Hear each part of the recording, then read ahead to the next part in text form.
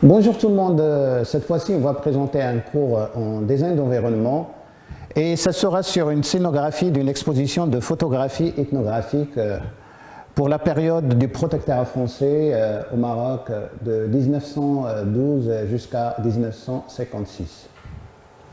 Donc avant de commencer, on va voir le proverbe de Edgar Degas qui dit « L'art n'est pas ce que vous voyez, mais ce que vous faites voir aux autres ».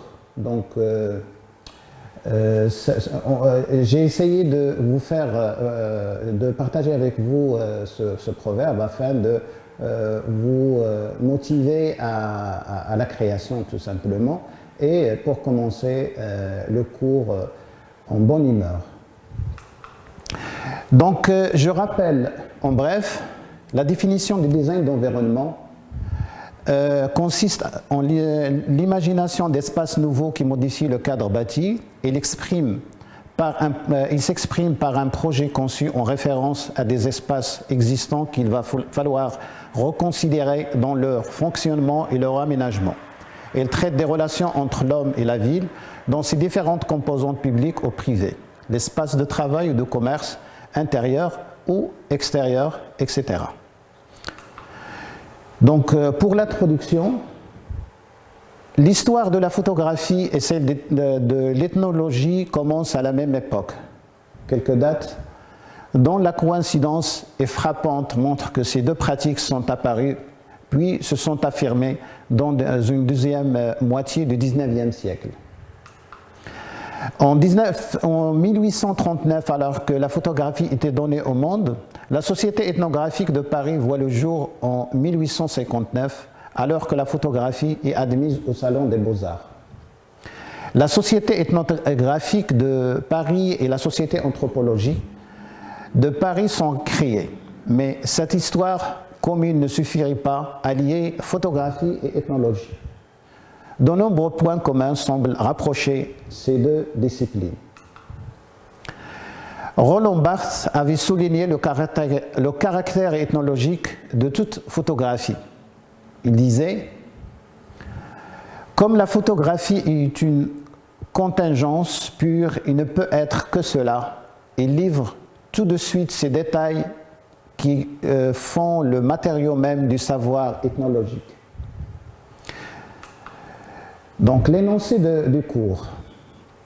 Après le voyage de Delacroix au Maroc en 1830, qui a prouvé très tôt l'imaginaire des orientalistes et le succès de la première exposition coloniale indienne en 1886 à Londres, le Maroc a connu la pratique de la photographie anthropologique en 1860.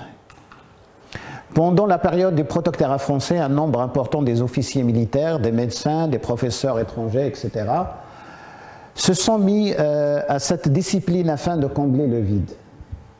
On peut citer Flandrin, Schell, Soudan, Bossug, Blanco, Lémonton, Trompette, Cotenson, Fouet, Jean Gézer, Léon et Lévy, Léon et fils qui viendront après, Pierre Grébert, Schmitt, frère, Flix, Michel Nachef, Karl Imingen, etc.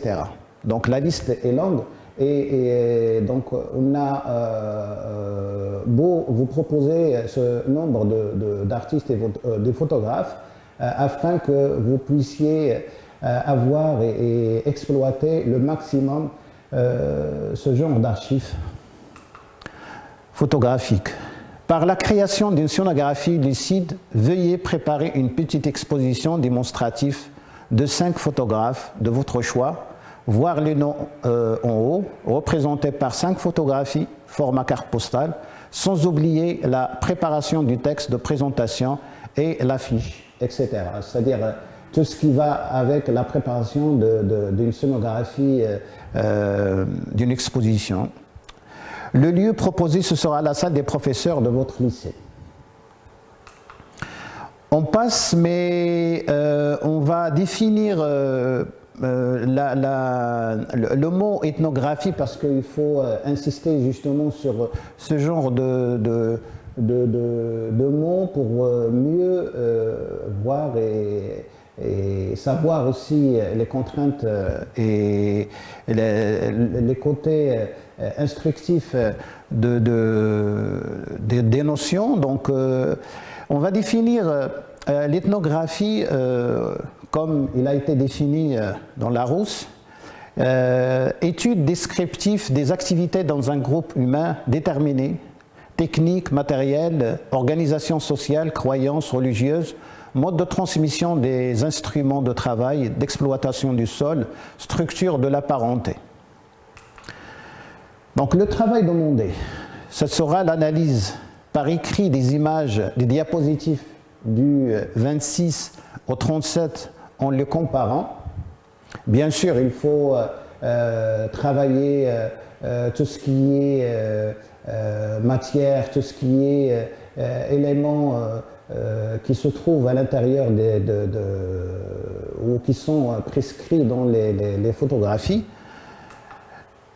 Pour la réalisation graphique, en vous basant sur vos idées et en exploitant les images des diapositives du 25 au 55, proposez des recherches d'un nouveau design de scénographie pour l'installation d'une scénographie originale d'une exposition de photos thématiques. Choisissez une de vos recherches et représentez-la en perspective, en plan et en 3D en utilisant les techniques de votre choix. Donc, petit c, justifiez par écrit le choix de la démarche et de votre travail. Donc, petit 3, pour choisir les photos, veuillez consulter ces sites-là. Donc, ce sont des sites spécialisés et vous pouvez approfondir vos recherches et vous pouvez aussi c'est-à-dire garder ces liens pour approfondir plus le travail.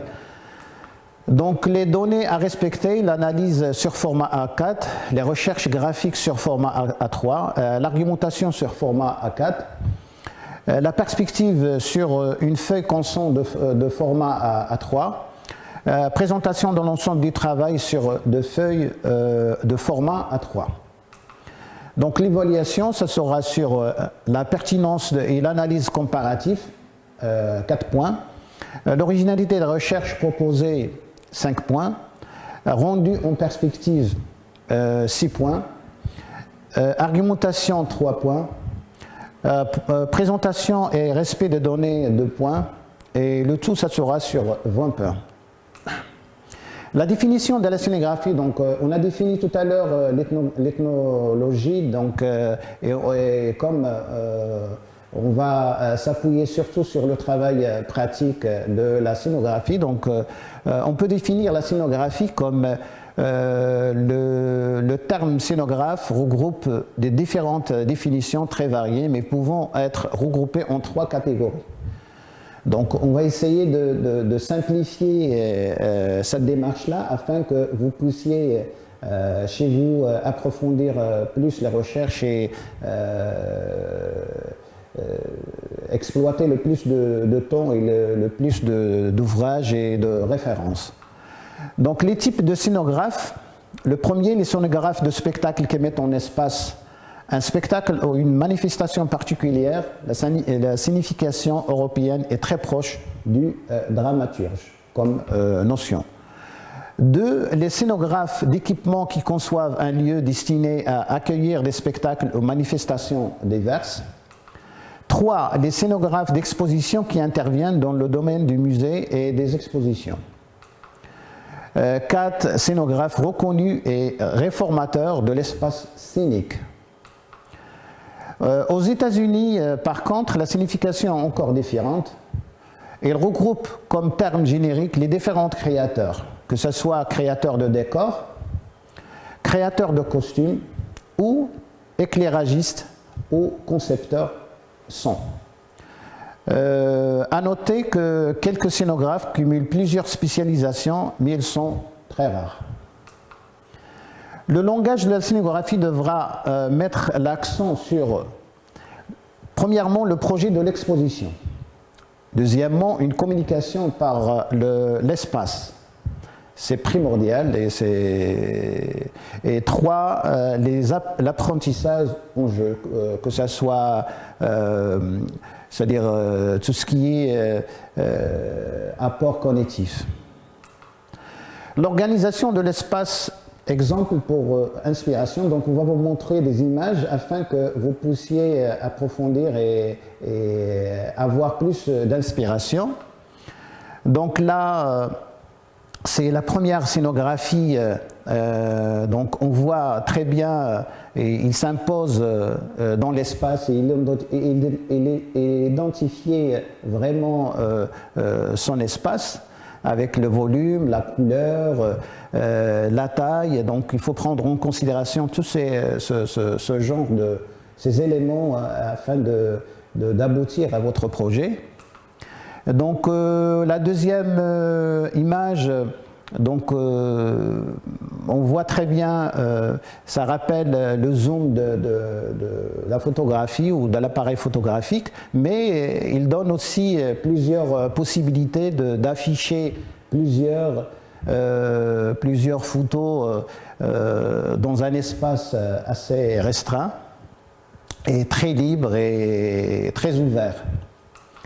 Là, c'est une troisième situation, donc on essaye de joindre le sol au mur à travers un système très pauvre et très minimaliste. Là, c'est une quatrième photo qui représente vraiment l'occupation de l'espace et justement ça prouve l'originalité du sonographe. Donc les notions à respecter, ce sont premièrement une conception de présentation. Deuxièmement, une mise en place de la scénographie et des objets, bien sûr. Troisièmement, système d'accrochage. Quatrièmement, système de valorisation des photographies.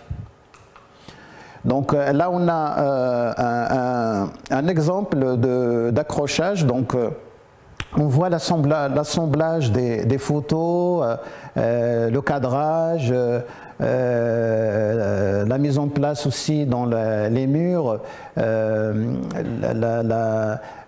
l'intervention ou l'intégration du texte avec l'image. Donc on voit un très beau travail de Christian Boltanski, qui travaille avec Annette. On va voir le travail d'Annette Messinger aussi, qui est sa femme, deux artistes français contemporains qui sont très actifs et ils sont dans la création contemporaine française et internationale. Donc il installe ici de sortes de cadres, de grands cadres, mais il n'essaye pas de les plaquer dans le mur, il essaye de les investir dans l'espace de l'exposition avec une lumière très spéciale et qui donne un aspect très spécial aux photographies. Donc là, c'est un autre travail de Boltanski Christian.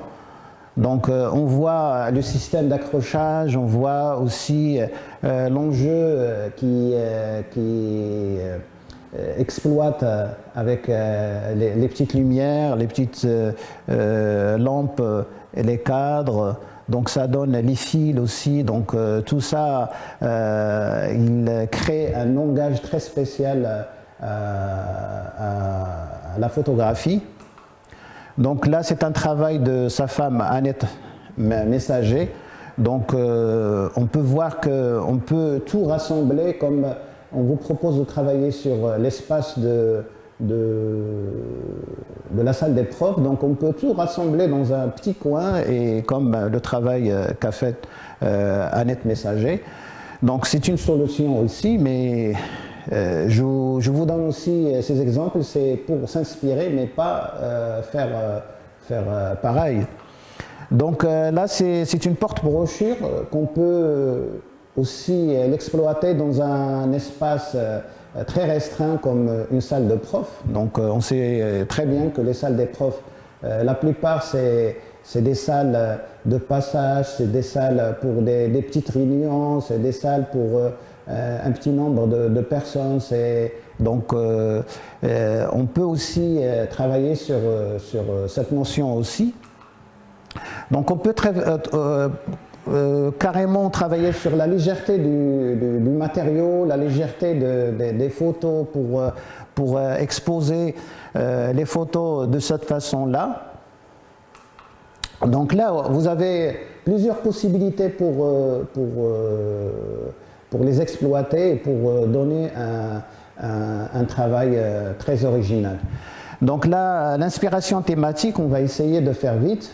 Pour l'inspiration thématique, il y a les activités, par exemple, royales, les propagandes de l'armée coloniale, les débuts de l'architecture et l'urbanisme au Maroc, ou la classification de conservation du patrimoine architectural local.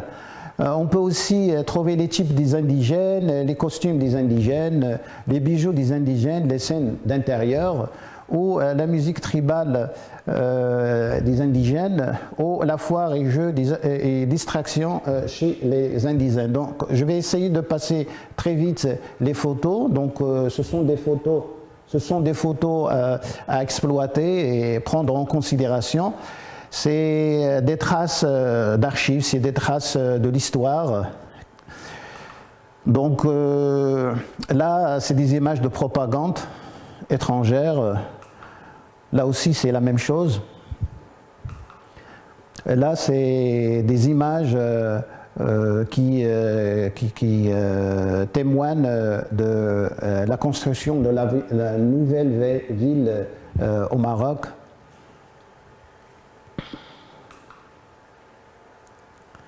Donc le style architectural très spécial et très marqué des années 20. Là, c'est la valorisation du patrimoine local, et c'est des types de scènes marocaines. Là, c'est des types marocains mais tribales qui font la musique, par exemple. Voilà.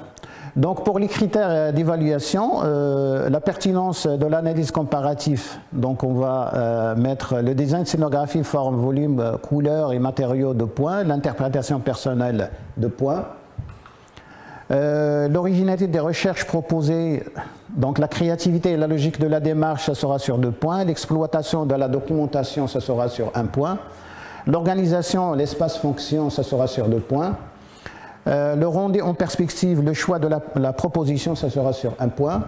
La qualité technique de l'exécution, ça sera sur 2 points. Le rendu en 3D, ça sera sur 3 points. L'argumentation, justification des choix, ça sera sur 1 point. Logique de la démarche, ça sera sur 2 points. Présentation et respect des données, le soin et maîtrise, la mise en page, ça sera sur 1 point. Respect des données, ça sera sur 1 point. Merci de votre attention.